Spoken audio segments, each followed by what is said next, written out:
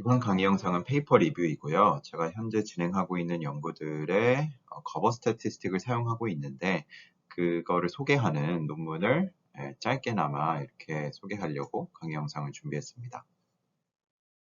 제가 오늘 소개하는 논문은 이 논문이고요. 이 샌더 거버분과 그 다음에 민베리언스 모델을 만든 해리 마코이치 분이 이제 공저자로 참여한 논문이고요. 이 논문은 제가 편집자문위원으로 있고 제가 가장 좋아하는 저널 중 하나인 저널 오브 포트폴리오 매니지먼트의 2022년도에 게재된 논문입니다.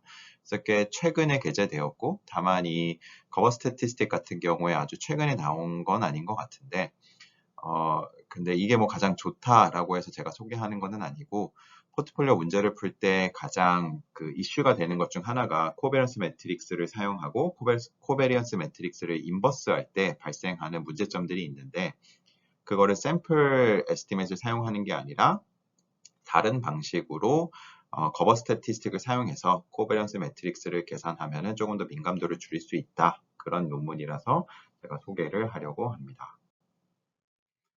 앱스트랙트를 먼저 보면은 뭐 제가 방금 말씀드린 것처럼 코베런스 매트릭스 에스티메이션이 포트폴리오 컨스트럭션에서 아주 중요한데 그거를 로버스트하게 코어 무브먼트를 메저할 수 있는 커버 스태티스틱을 사용하려고 한다라는 거고요. 이거는 아주 익스트림한 무브먼트에 크게 영향을 받지 않기 때문에 그래서 더 로버스트하다라는 거고요. 나중에 계산을 보면 알겠지만 뭐 익스트림한 거에 영향을 많이 받는다라기보다는 상관관계를 계산할 때 그 작은 상관관계들은 다 제거를 하고 그런 노이즈는 제거하고 정말 명확하게 발생하는 상관관계만 가지고 계산을 하게 됩니다. 그래서 이런 노이즈나 민감도에 덜 영향을 받는 그런 코베리언스 매트릭스를 계산할 수 있게 됩니다.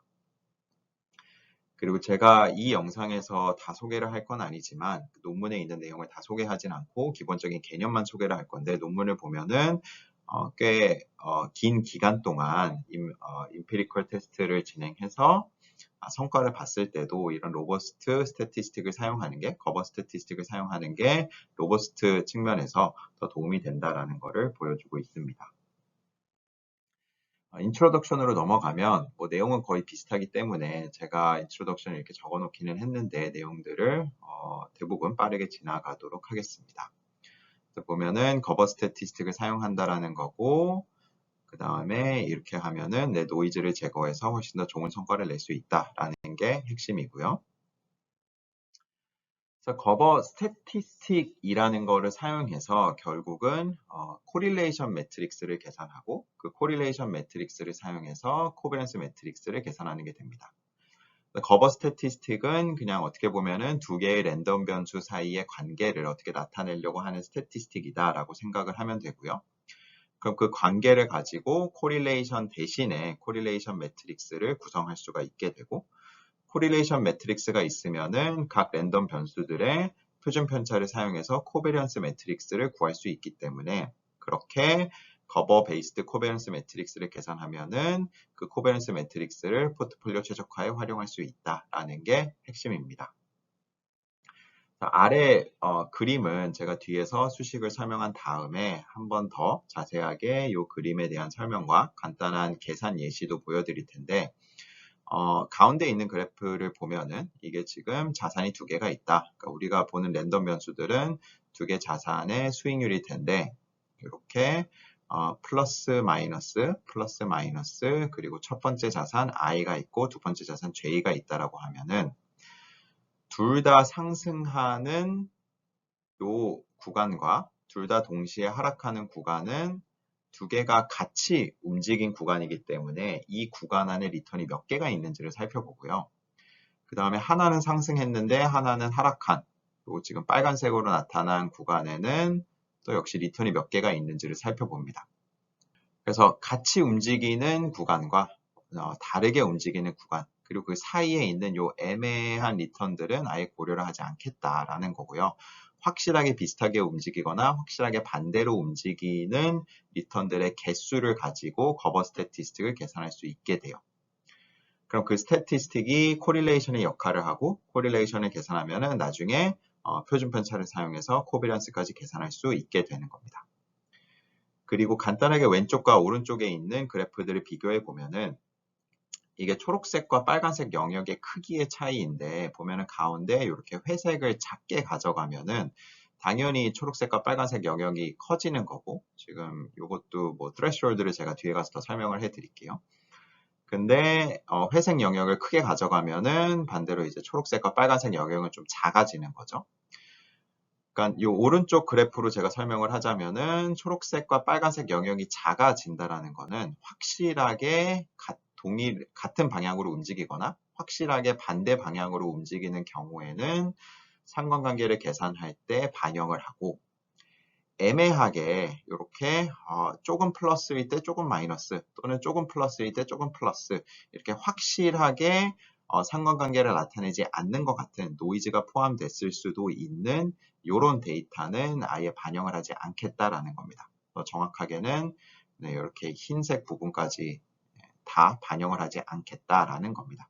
그래서 threshold를 크게 가져가면은 훨씬 더 로버스트가 증가하는 거고 threshold를 작게 가져가서 더 많은 데이터를 사용하는 경우에는 로버스트네스가 감소하고 threshold가 0인 경우에는 그냥 모든 데이터를 다 사용하는 게 되겠죠. 그래서 이런 식으로 커버 스태티스틱을 계산할 수 있다라는 거 먼저 개념적으로 설명을 드리고 그 다음에 수식을 소개해 드리도록 하겠습니다. 방금 설명을 드렸는데 이거를 그래프를 다시 한번 그려보면은 네, 이런 식으로 첫 번째 S셋이 있고 얘가 I고 J이고 그 다음에 수익률은 0을 기준으로 플러스 마이너스라고 하겠습니다. 그럼 이렇게 threshold를 지금 H로 나타냈는데 보면은 I번째 자산 같은 경우에는 이렇게 플러스 HI가 있고 마이너스 HI라고 이렇게 정합니다. 그래서 이 밖에 있는 것만 의미가 있다라고 threshold를 정하는 거고 J 자산은 조금 다르게 가져갈 수 있어요. 그래서 HI보다 조금 작다라고 하면은 플러스 HJ 이렇게 가져가고 마이너스 HJ 이렇게 적을 수가 있습니다. 그러면 이제 플러스 1이라고 적힌 거는 둘 다 상승하거나 그러니까 여기에 들어가 있거나 둘 다 하락하거나 그러니까 둘 다 threshold보다 더 크거나 threshold보다 더 작은 거를 이렇게 나타내게 되고요. 이게 이제 플러스 1 두 개고 그 다음에 마이너스 1 발생하는 거는 네, 이렇게 하나는 threshold보다 크고 하나는 마이너스 threshold보다 작고 이렇게 완전히 반대로 움직이는 영역이 마이너스 1이 되는 겁니다. 그래서 플러스 1, 플러스 1, 마이너스 1, 마이너스 1.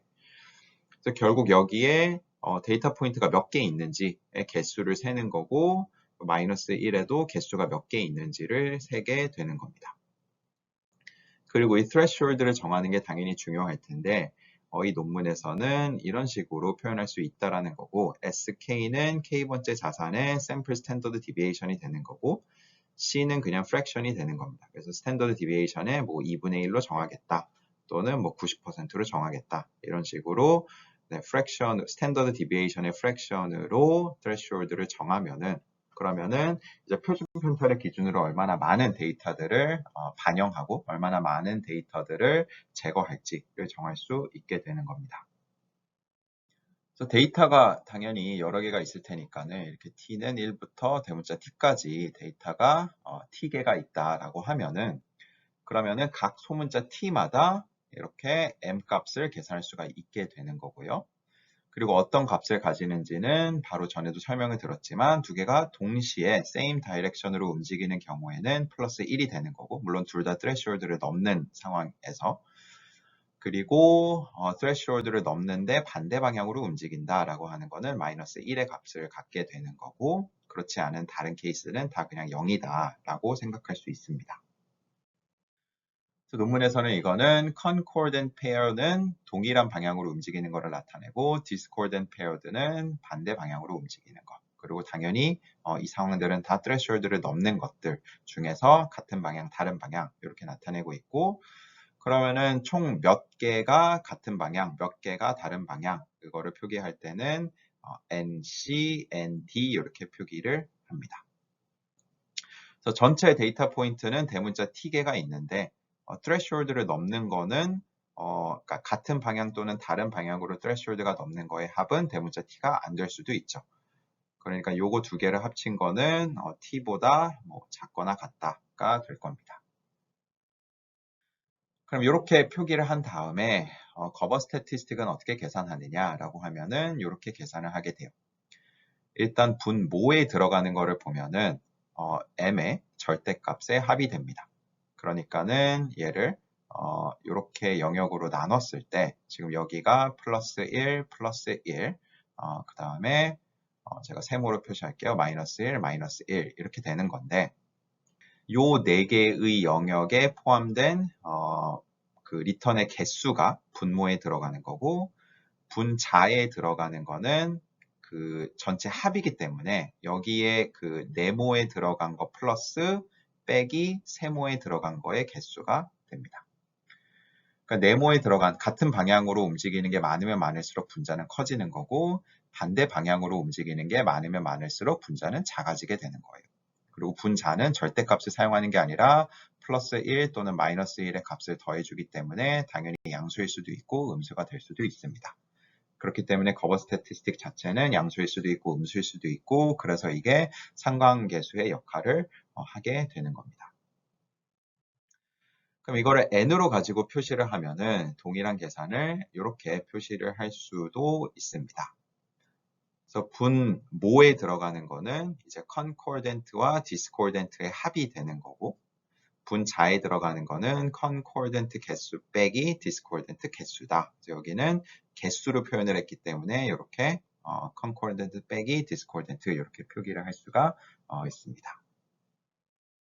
이건 그래프를 그릴 때 UND를 사용하기 때문에 다시 한번 이런 식으로 표현을 했는데 U는 올라가는 거, D는 내려가는 거, N은 뉴트럴이다 라고 세 개로 나눴고 I랑 J가 같이 올라가는 거는 UU, 같이 내려가는 거는 DD 그 다음에 I는 올라가는데 J는 내려간다. DU, I는 내려가는데 J는 올라간다 라고 하는 거는 UD 이렇게 표현했고 그 다음에 둘 다 U도 D도 아닌 경우에는 가운데 N이다 라고 이렇게 표시를 했습니다.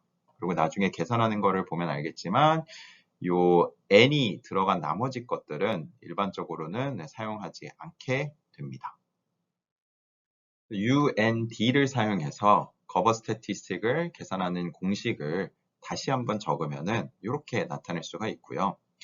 원래 위에서 concordant로 나왔던 부분을 이제 UUDD 이렇게 나눠서 적을 수가 있고 그 다음에 discordant로 나왔던 부분은 이렇게 UD와 DU 이렇게 표현할 수가 있습니다. 위에서는 discordant를 빼기를 해줬기 때문에 지금 보면은 이게 concordant 빼기 discordant 이렇게 들어가고 concordant 플러스 discordant 이렇게 들어가게 됩니다. 그리고 cover statistic을 조금 변형해서 사용하고 싶은 경우에는 concordant와 discordant로만 표기를 하는 게 아니라 이렇게 U와 D를 사용하면은 뭐 어떤 것들은 빼주겠다, 어떤 것들은 추가를 하겠다 그런 식으로 변형을 더 쉽게 할 수 있을 것 같습니다. 이렇게 이제 cover statistic을 계산하면은 그거를 가지고 여기 cover matrix라는 거를 구성할 수가 있게 되고요. cover matrix라는 거는 우리가 알고 있는 correlation matrix와 비슷하게 I, J 사이의 관계를 이렇게 매트릭스 형태로 나타냈다라고 생각하면 됩니다. 근데 이렇게 cover statistic을 계산해서 그 cover 매트릭스를 correlation 매트릭스로 코비런스 매트릭스를 계산한 경우에는 실제 히스토리컬 데이터를 가지고 보니까는 포지티브 세미 데피닛이 아닌 코비런스 매트릭스가 계산되는 경우도 있었다라고 합니다. PSD의 경우에는 특히 포트폴리오 최적화에선 중요한 이유가 이게 인버스 매트릭스를 계산해야 되는데 PSD가 아닌 경우에는 인버스를 계산할 수 없어서 아무리 최적화 솔버를 쓰는 경우에도 이게 오류가 나오거든요. 그렇기 때문에 PSD를 뭐 어떤 솔버는 이 컨벡스하지 않다, PSD가 아니다 이런 식으로 에러 메시지를 주는 경우도 있지만 그렇지 않고 뭐 직접적으로 PSD가 아니다라는 메시지를 주지 않거나 아니면은 정확한 해가 아닌 다른 해를 돌려주는 경우도 있어요. 그렇기 때문에 PSD를 확인하는 거를 먼저 진행하는 게 중요한 경우들도 있고 근데 핵심은 코베런스 매트릭스는 PSD여야 된다라는 겁니다. 그래서 이게 PSD가 아닌데 이것 역시 보완을 할 수 있는 방법들이 여러 가지가 있겠지만 이 논문의 저자들이 얘기한 거는 이런 식으로 계산을 하니까는 커버 스태티스틱을 잘 나타낼 수도 있고 그 다음에 코베런스 매트릭스를 계산했을 때 PSD도 만족한다라고 합니다. 그래서 왼쪽이 아직까지 우리가 계산했던 커버 스태티스틱인데 PSD를 만족하기 위해서 오른쪽과 같이 변형을 해주고 바뀐 부분은 분모가 바뀌게 되는 겁니다. 원래는 concordant에서 discordant 요거 전체를 그냥 더해주는 거였는데 이걸 바꾼 거를 보면은 T에서 그러니까 전체 데이터 포인트에서 NN에 포함된 것들만 빼줍니다. 요거를 이렇게 9개로 나눠서 생각을 해보면은 concordant, concordant, discordant, discordant 이렇게 있고 여기에 들어가는 것들의 개수만 원래 분모에 포함이 됐는데 근데 이제는 사실 무엇을 하는 거냐 하면은 전체에서 요 사이만 빼주겠다. 그러니까 결국 포함이 되는 거는 제가 별표로 표시하면은 여기 8개의 영역이 다 포함이 되는 겁니다. 이렇게 하면은 PSD 문제도 해결할 수 있다라고 저자들이 제안을 합니다. 논문에서는 간단하게 커버 스태티스틱을 계산하는 예시도 있고 이걸 가지고 실증 분석 진행한 것도 있는데 저는 실증 분석 진행한 거는 포함하진 않았고 커버 스태티스틱이 무엇인지만 소개해드리는 강의 영상이기 때문에 그거 예시만 가지고 왔습니다. 그래서 두 개의 자산을 가지고 커버 스태티스틱을 계산하는 거고 여기서는 S&P 500 인덱스와 골드 인덱스, 골드 ETF 상품의 커버 스태티스틱을 계산하는 거고요. 기간은 24개월 동안 먼틀리 리턴을 가지고 계산을 하는 예시가 포함되어 있습니다.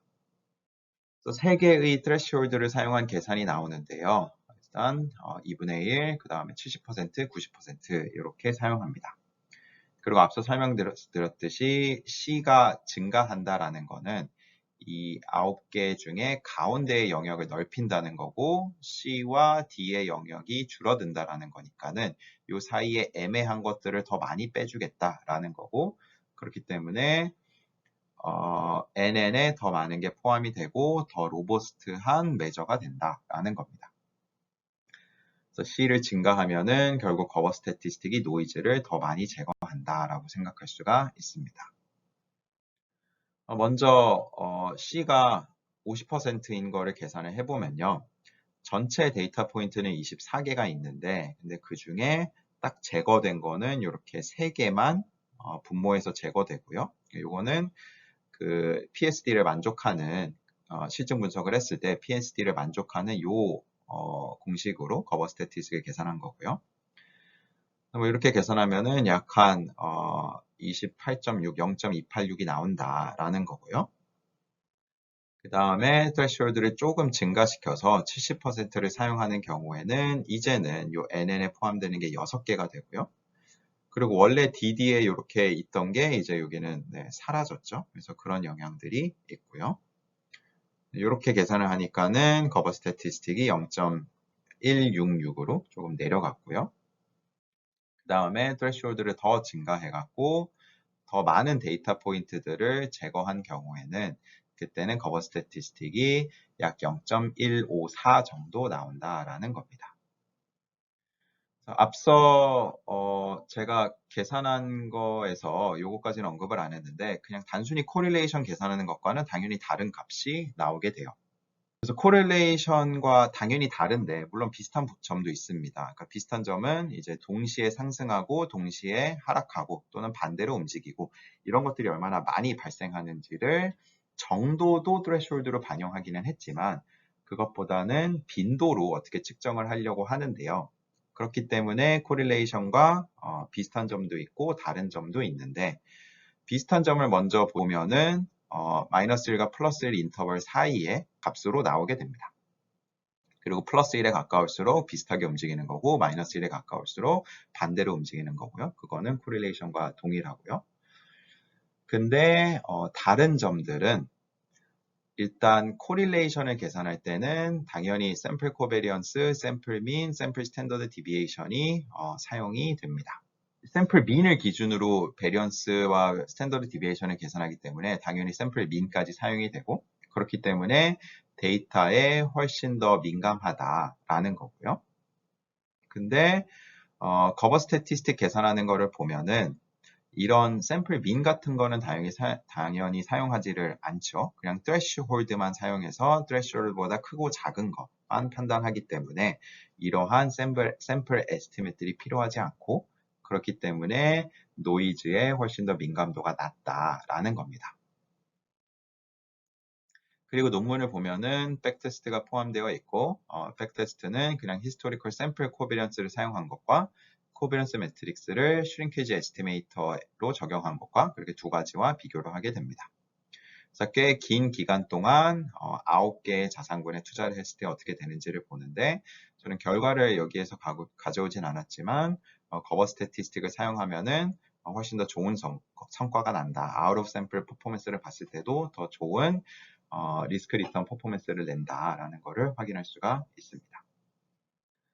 네, 요약을 하자면은 거버 스태티스틱을 소개하는 영상이라서 거버 스태티스틱 어떻게 계산하는지를 설명을 드렸고, 슈링키지 에스티메이터를 여기서 포함하지는 않았지만 비슷하게 슈링키지 에스티메이터도 간단한 스트럭처가 있는 계산을 가지고 상관관계를 어떻게든 반영하려고 하는 건데, 거버 스태티스틱은 그것보다 훨씬 더 크기에 영향을 받지 않고 빈도만 반영을 해서 비슷하게 움직이는 빈도수, 반대로 움직이는 빈도수, 그거를 반영해서 상관관계를 에스티메이트 할 수 있는 거고요.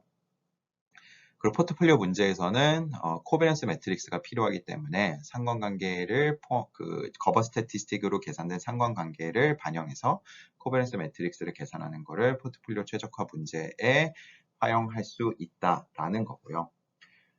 그렇기 때문에 민감도를 줄여주는데 아웃 오브 샘플로 보면은 이게 성과가 좋게 나온다라는 것도 논문에서 얘기를 하고 있습니다.